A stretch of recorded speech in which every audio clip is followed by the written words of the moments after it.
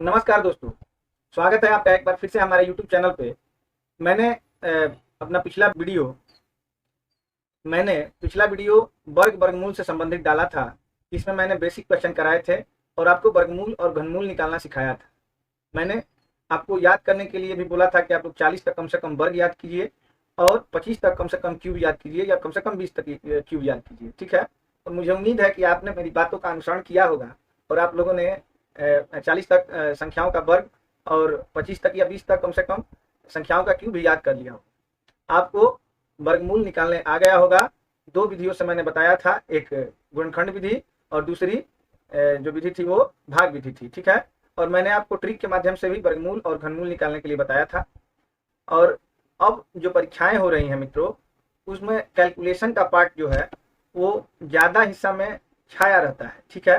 तो आपको कैलकुलेशन आना चाहिए और कैलकुलेशन को टफ करने के लिए एग्जामिनर करनी का, तृतीय मूल का, चतुर्थ मूल का, दशमलव का इत्यादि का प्रयोग करता है, घात का प्रयोग करता है, ताकि कैलकुलेशन आपकी टफ आपको दिखे। तो आइए इसी पे काम करेंगे। आज मैं आपको वर्गमूल, घनमूल से रिलेटेड अच्छे अच्छे क्वेश्चन कराऊंगा। पहले शुरू करते हैं। रूल ऑफ एक्सपोनेंट मतलब घातांक का नियम। मैं आपको 6-7 नियम बताऊंगा, जैसा कि आप देख रहे हैं स्क्रीन पे। मैं पहले से लिख चुका हूं नियम को। देखिए, सबसे पहले आप ये समझिए कि ये ए है और इसके ऊपर एक्स है, तो नीचे वाले को हम लोग कहेंगे आधार, ठीक है। इसको बेस कहा जाता है। अंग्रेजी में क्या कहेंगे? बेस, बेस कहेंगे इसको, ठीक है। और ऊपर वाला जो दिख रहा है इसको कहेंगे घातांक। इसको अंग्रेजी में पावर या एक्सपोनेंट कहते हैं। इसी के बारे में आज बताऊंगा मैं। जैसे कि a to the power x into a to the power y is equal to a to the power x plus y. जब सेम आधार के साथ गुणा हो तो आधार एक रख के और दोनों घातों को हम लोग क्या करेंगे? जोड़ लेंगे, ठीक है। अगर भाग हो तो घातों को घटा लिया जाता है, मतलब पहले घात से दूसरे घात को घटा लिया जाता है। वैसे ही ये भाग का चिन्ह न होके अगर इसको बटे में लिखा जाए तो आप भाग ही समझेंगे और ऊपर वाले घात से नीचे वाले घात को घटा लेंगे, ठीक है। वैसे ही अगर ये बेस अलग अलग हो और इसका एक्सपोनेंट जो है वो सेम हो तो दोनों बेस का गुणा करके एक होल पे वही घात लगा लेंगे जो कि दोनों पे अलग अलग था, ठीक है। वैसे ही भाग पे भी ये फॉलो करेगा। अगर भाग में a to the power x बटे b to the power x है तो a by b to the power x हम लोग लिख सकते हैं, ठीक है। अब देखिए, अब यहाँ छठा जो रूल है, a to the power x to the power y to the power z is equal to. अब देखिए, जितने घात हैं सबको हम लोग क्या कर लेंगे? गुणा कर लेंगे, ठीक है। तो a to the power x y z हो जाएगा। जैसे कि मैं बता दूं आपको, यहाँ पे लिख दूं मैं 2 का पावर 2। जैसा कि आपको दिखाऊं, 2 के पावर 2 का पावर 3 का पावर 4, ठीक है। अगर ऐसे हो तो हम लोग लिख सकते हैं 2 का पावर 2 3 6 6 चौके 24 लिख सकते हैं, ठीक है। तो अगर क्रमागत रूप से घात अगर होल पे लिखे गए हो तो सभी घातों का हम लोग गुणा कर देंगे। अब यहाँ एक छोटी सी डाउट है, इसको भी मैं क्लियर कर दूं आपको। अगर a to the power x to the power y to the power z हो और a to the power x whole का पावर वाई होल का पावर जेड हो तो क्या ये दोनों बराबर होंगे? तो जी नहीं, ये दोनों बराबर नहीं होंगे। मान लीजिए कि इसमें ब्रैकेट है और इसमें ब्रैकेट नहीं है तो ये दोनों अलग अलग होंगे। जैसा कि मैं आपको बताऊं, 2 का पावर 3 का पावर 2 का पावर 3।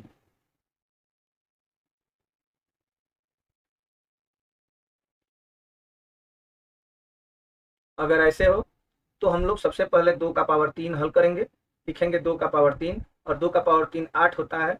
तो फिर अब 2 का पावर 3 का पावर 8 मतलब 3 गुणे 3 गुणे 3 गुणे डॉट डॉट डॉट कितनी बार लिखेंगे इसको? 8 बार।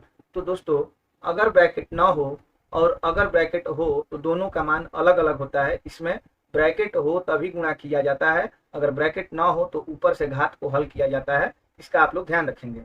एक और बात, किसी भी संख्या का घात अगर 0 हो तो उसका मान क्या हो जाएगा? 1 हो जाएगा, ठीक है। और ये रूल इसी पे डिपेंड है। मान लीजिए कि a to the power x बटे ए टू द पावर एक्स है, तो अगर सेम में सेम से भाग किया जाए तो इसका मान कितना होता है? 1 होता है।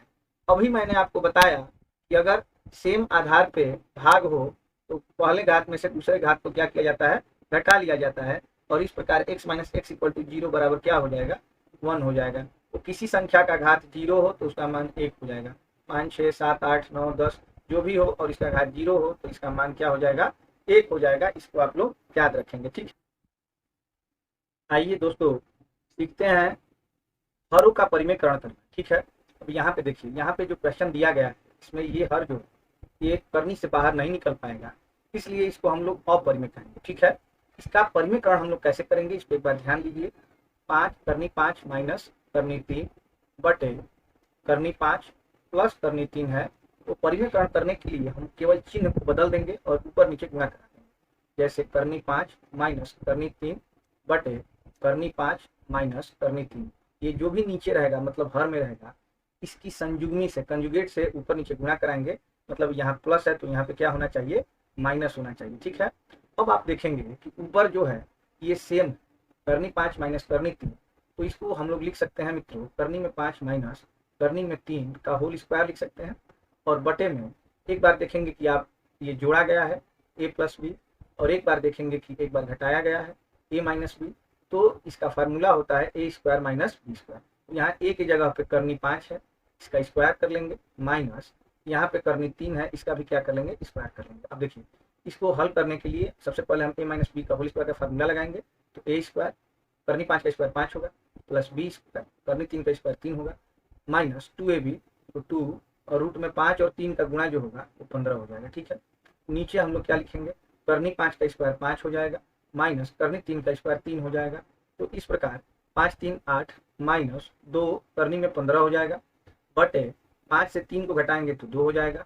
अब 8 और 2 में 2 कॉमन है, 2 को मैं कॉमन ले लूंगा तो 8 से 2 कॉमन हो जाएगा तो 4 बचेगा, और यहाँ से 2 कॉमन हो जाएगा तो करनी 15 बचेगा, और नीचे हो जाएगा 2, 2 से 2 को मैं घटा दूंगा तो इसका आंसर हो जाएगा 5 माइनस करनी 15, जो कि सॉरी 4 माइनस करनी 15, जो कि दूसरा ऑप्शन, ठीक है। तो मैं आपको केवल संयुग्मी से गुणा करके हरों का परिमेयकरण करने सिखा रहा हूँ। अब देखिए यहाँ पे हर कितना है, तो हर कुछ नहीं है, तो क्या है, 1 है, और एक परिमेय संख्या हो गई, जो कि शुरू में ये संख्या थी करनी 5 प्लस करनी 3, ये कैसी संख्या थी, तो यह एक अपरिमेय संख्या थी, ठीक है। तो इस पर ध्यान रखेंगे मित्रों कि कैसे इसका परिमेयकरण मैंने किया है, ठीक है। ठीक इसी प्रकार आइए देखते हैं 7वें क्वेश्चन का, इसमें जो नंबरिंग दिया गया है 7 नंबर, इसको देखते हैं। करनी 7 प्लस करनी 5 बटे में करनी 7 ऋण करनी 5, ठीक है। इसको हम लोग करेंगे तो ये नीचे माइनस है तो मैं ऊपर प्लस से गुणा कराऊंगा, करनी 7 प्लस करनी 5 से, ठीक है। और नीचे भी इसी से गुणा कराना पड़ेगा क्योंकि मान में कोई अंतर न आए, ठीक है। दोनों सेम दिख रहा है तो करनी 7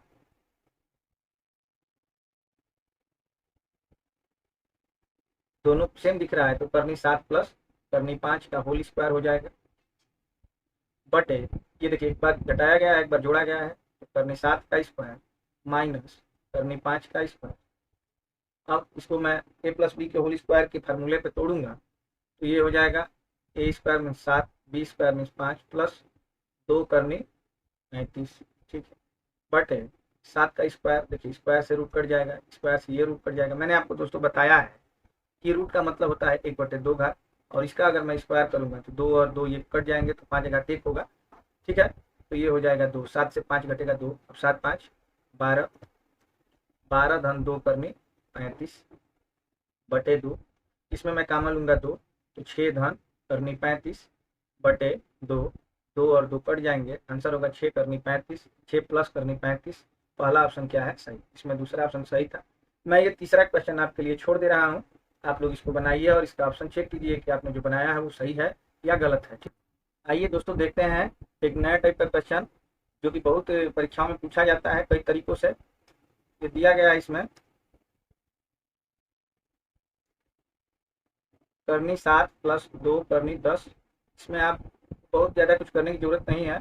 सबसे पहले इसको पहचानेंगे कैसे, देखिए पीछे से जो संख्या है ये पूर्ण वर्ग संख्या नहीं होगी, तो इसको हम लोग जो बता रहा हूँ वो तरीका अप्लाई करेंगे। ये 2 पदों में क्वेश्चन होगा, पहले पद को मैं लिख लूंगा a प्लस बी के बराबर 7 को, और यहाँ बाहर 2 छोड़ के जो भी बचा है इसको लिखेंगे ए बी बराबर 10, और 2 संख्याएं ऐसी हम लोग खोजेंगे जिनका जोड़ 7 और गुणा 10 हो तो मिल ही जाएगा, जल्द ही मिल जाएगा क्योंकि बहुत छोटी संख्या है 5 और 2। इस पर भी मैं करनी लगा दूंगा, इस पर भी करनी लगा दूंगा, यही हमारा आंसर हो जाएगा, ठीक है। तो करनी 5 धन करनी 2, पहला आंसर ये क्या होगा, सही होगा। कुछ करना नहीं है, पहली संख्या को a प्लस बी के बराबर कर लेना है, और 2 छोड़ के जो संख्या रूट में बची है इसको ए बी के बराबर कर लेना है, मतलब जोड़ के 7 गुणा करके 10, 5 और 2 दोनों पे रूट चढ़ा के आंसर लिख देंगे। ठीक है, इसी टाइप का एक और क्वेश्चन लेते हैं ताकि आपको समझने में आसानी हो जो मैं समझाना चाहता हूँ। देखिए यहाँ पे है √8 + 2 करनी 15। सबसे पहले पहचानेंगे कैसे इसको, तो ये जो लास्ट में संख्या दिख रही है पूर्ण वर्ग नहीं होगी। ठीक है, अब इसको लिख देंगे हम लोग a + b का मान हो जाएगा 8 और ए बी का मान मैंने बोला कि 2 छोड़ के लिखना है, तो यहाँ पे हो जाएगा 15। ठीक है, अब ऐसी दो संख्या हम लोग आसानी से खोज सकते हैं, 5 और 3, 5 और 3। देखिए 5 3 8 हो जाएगा, 5 3 15, दोनों पे रूट चढ़ा देंगे, इसका चिन्ह लगा देंगे, हो जाएगा आंसर। मान लीजिए मित्रों अगर इसमें माइनस का चिन्ह होता तो इसको कैसे हल किया जा सकता था। देखिए अगर माइनस का चिन्ह हो तो कुछ करना नहीं है, वही सेम प्रोसेस, a + b का मान 8 और ए बी का मान 15, 5 और 3 फिर मिल जाता है, जैसे यहाँ पे मिला है, दोनों पे रूट चढ़ा लेते हैं। यहाँ पे एक बार अब माइनस होगा तो यहाँ पे माइनस का चिन्ह लगा देना है, हो जाए।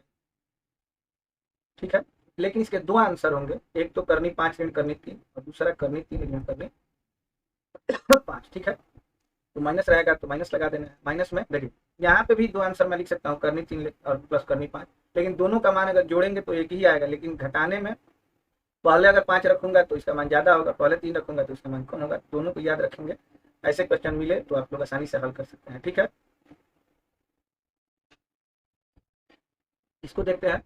ये संख्या जो दिख रही है देखिए यहाँ पे 49 है, ये एक पूर्ण वर्ग संख्या है, तो इसको बहुत आसानी से कर सकते हैं, इसको काट के हम लोग 7 लिख सकते हैं। ठीक है, अब देखिए 7 और 722 जोड़ के हम लोग 729 लिखेंगे, और ये तृतीय मूल है। क्या है? तृतीय मूल का मतलब घनमूल होता है, 729 का घनमूल हो जाएगा 9। ठीक है, मैंने आपको बोला है कि आप घन याद करेंगे कम से कम 20 तक या 25 तक याद कर लेंगे तो बहुत बेहतर होगा। अब देखिए 729 का घनमूल मैंने 9 निकाल लिया, अब 16 में 9 जोड़ेंगे तो 16 9 25 हो जाएगा। अब इस पे रूट है तो 25 √25 का मान हो जाएगा 5, इसमें 5 जोड़ लेंगे, 59 और 5 64 हो जाएगा। और इस बार फिर तृतीय मूल है, मतलब घनमूल निकालना है 64 का, तो हो जाएगा 4 और 21 4 फिर 25 करेंगे, करनी में 25 का मान क्या हो जाएगा 5। काटते काटते पीछे से हम लोग यहाँ पहुंच गए, आंसर हमारा बी नंबर होगा, 5 होगा। ठीक है, उम्मीद है आपको समझ में आया होगा। कुछ और क्वेश्चन है जो परीक्षा में पूछे जाते हैं। देखिए ये 12 + 12 + 12 अगर ऐसा हो तो इसको दो खंडों में हम लोग तोड़ लेंगे। ठीक है, और ये दोनों खंड क्रमागत हों, मतलब एक का अंतर होना चाहिए इसमें, 4 और 3। अगर प्रश्न में प्लस का चिन्ह हो तो इसमें से जो बड़ी संख्या है वही हमारा क्या हो जाएगी, आंसर हो जाएगी। मान लीजिए कि 12 माइनस करनी 12 माइनस करनी 12 होता, डाटा डाटा इनफाइनाइट, तो इसका भी दो खंड करेंगे, 4 और 3। अगर प्रश्न में माइनस हो तो ये छोटी संख्या हमारा आंसर होगी। अब देखिए या तो में 1 -4 भी इसका आंसर हो सकता है, लेकिन कभी परीक्षाओं में ये पूछा नहीं गया है। तो जो बड़ी संख्या है, देखिए माइनस होने पर जो छोटी संख्या है वो धनात्मक और बड़ी संख्या है माइनस, इसका दोनों आंसर सही होगा, -4 भी और ये 3 भी। याद रखेंगे जब प्लस होगा बड़ी संख्या जो होगी गुणनखंड का वही सही आंसर है, और ये जहाँ पे माइनस हो तो बड़ी संख्या माइनस में होनी चाहिए और छोटी संख्या प्लस में, और दोनों आंसर सही होंगे। याद रखेंगे आप लोग, इस पर ध्यान रखेंगे। मान लीजिए मित्रों 12 न दे के इस पे 13 दे दिया गया हो, करनी 13 प्लस करनी 13 प्लस करनी 13 डाटा डाटा इन्फिनिट। इसको अगर पूछा जाए तो इसे खंड तो आप कर नहीं पाएंगे, तो मान लेंगे इसको x। इसे खंड आप क्रमागत नहीं कर पाएंगे क्योंकि 4 3 12 के बाद 4 5 20 हो जाएगा, और 13 का उसमें कहीं जगह नहीं है। ठीक है, तो सबसे पहले इसको x मानेंगे, x का स्क्वायर करेंगे तो ये हो जाएगा 13, और फिर बच जाएगा प्लस वही √13 plus √13 plus √13 data dot infinite. अब आपको ये लग रहा होगा कि यहाँ 13 13 3 है और यहाँ पे 13 निकालने के बाद भी 1 2 3 लिखे हैं, तो मित्रों ये 3 नहीं है, ये इनफाइनाइट है, मतलब कि ये अनंत तक है, और अनंत का मतलब जितना मुझे जरूरत होगा उतना 13 ले सकता हूँ। ठीक है, देखिए ये तो x स्क्वायर है, ये 13 है, सॉरी बराबर का चिन्ह छोड़ दिया हूँ, इसको एक बार सुधार दो। ये x स्क्वायर है बराबर इधर 13 प्लस, और ये पूरा मैंने पहले क्या माना था, तो x माना था, तो इसको मैं फिर x लिख सकता हूँ, x square minus x minus 13 बराबर 0, क्योंकि ये प्लस 13 इधर आके माइनस हो जाएगा, ये आके इधर माइनस हो जाएगा। अब ये क्या हो गया, तो ये एक क्वाड्रेटिक इक्वेशन है। क्वाड्रेटिक इक्वेशन स्टैंडर्ड इक्वेशन होता है ax square plus bx plus c बराबर 0। इससे जब मैं तुलना करूंगा तो यहाँ पे a का मान निकल के आ जाएगा 1, देखिए इसे 1, b का मान निकल के आ जाएगा -1, और c का मान निकल के आ जाएगा -13।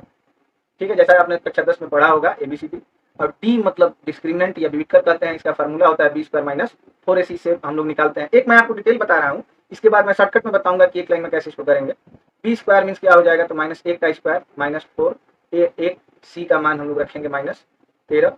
ठीक है, ये हो जाएगा 1 और माइनस माइनस प्लस हो जाएगा 13 चौके 52, कुल मिला जुला के डी का मान आ जाएगा 53। अब सीधा आंसर लिखेंगे कैसे, एक्स का मान -b plus minus root D by 2a लिख सकते हैं। एक्स का मान अब हम लोग -b का मतलब क्या हो जाएगा, देखिए माइनस और माइनस एक, दो माइनस हो जाएंगे तो यहाँ पे मैं एक प्लस में लिखूंगा, प्लस माइनस रूट डी का मान 53 होगा और बटा 2, ए का मान भी 1 है, यही हमारा क्या हो जाएगा, आंसर हो जाएगा।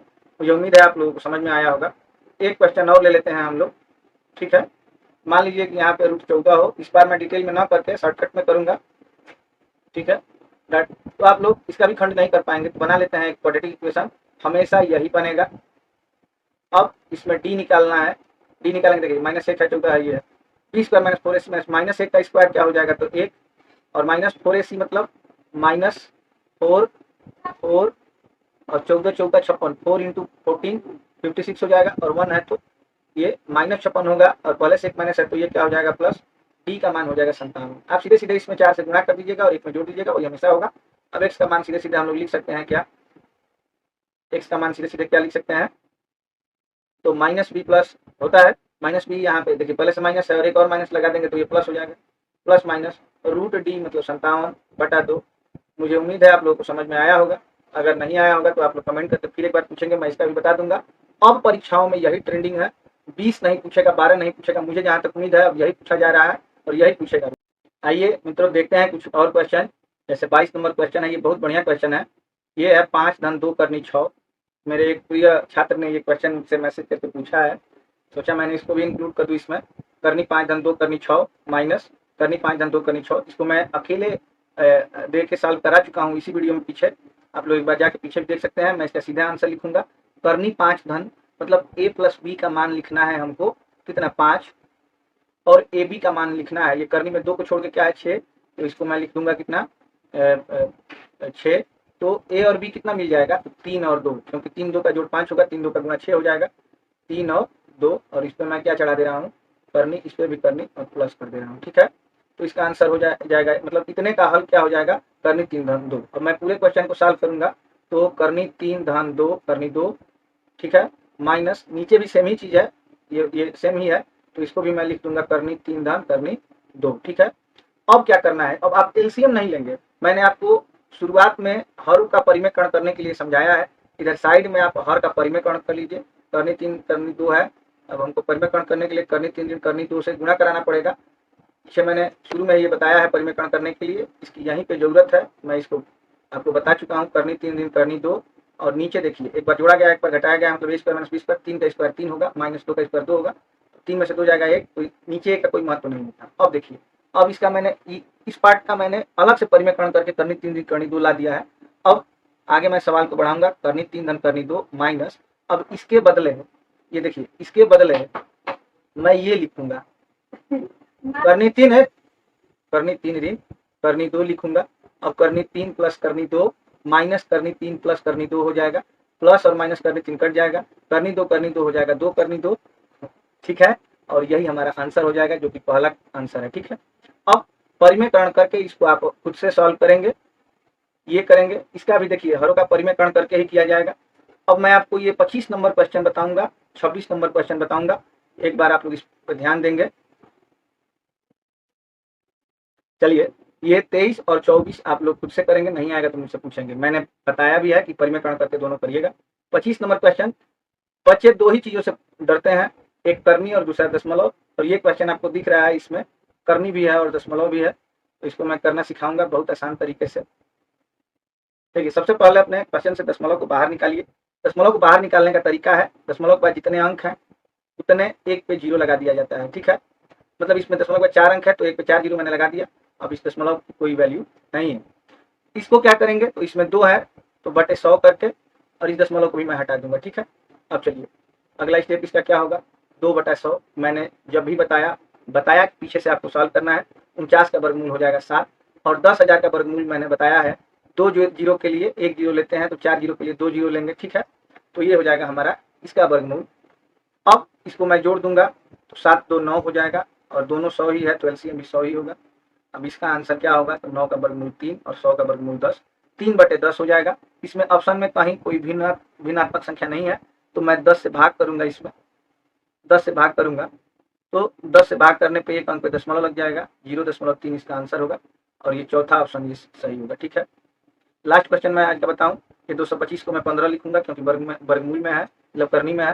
इसके बाद 154 और 15 जोड़ने पे हो जाएगा 169, फिर इसको 13 लिखूंगा, फिर इसमें 13 जोड़ूंगा तो ये हो जाएगा 15,625। ठीक है, और करनी में 15,625 का मान निकालने के लिए मैंने पहले वीडियो में ट्रिक बताया है वर्गमूल निकालने का। लास्ट में 5 है तो 5 लिखूंगा, और 156 12 और 13 के बीच, 12 के वर्ग और 13 के वर्ग के बीच की संख्या है तो इसमें हमेशा छोटी संख्या लिखी जाती है। इसका आंसर हो जाएगा 125। उम्मीद है मित्रों आपको ये समझ में आया होगा। आप लोग बुक से प्रैक्टिस करेंगे, SD यादव बनाएंगे, राकेश यादव बनाएंगे, फिर से सगीर अहमद बनाएंगे, RS अग्रवाल बनाएंगे। जो भी क्वेश्चन फंसेगा आप लोग कमेंट करिएगा, मैं 24 घंटे आप लोगों के लिए उपलब्ध हूँ। जरूर वीडियो बनाऊंगा आपकी आपके जो प्रश्न होंगे उस पर, तो बने रहिए हमारे साथ। शेयर करिए हमारे वीडियो को, अगर मैंने जो पढ़ाया आपको पसंद आया अपने दोस्तों में शेयर करिए ताकि ज़्यादा से ज़्यादा लोगों तक मेरा ये वीडियो पहुंच सके। और मैं रात में जो मेहनत करके वीडियो क्रिएट कर रहा हूँ, पंखा भी बंद है मेरा ताकि कोई अलग से आवाज़ आप तक ना पहुँचे। ठीक है, मिलते हैं आपके साथ अगले वीडियो में, तब तक के लिए धन्यवाद, नमस्कार, शुभ रात्रि।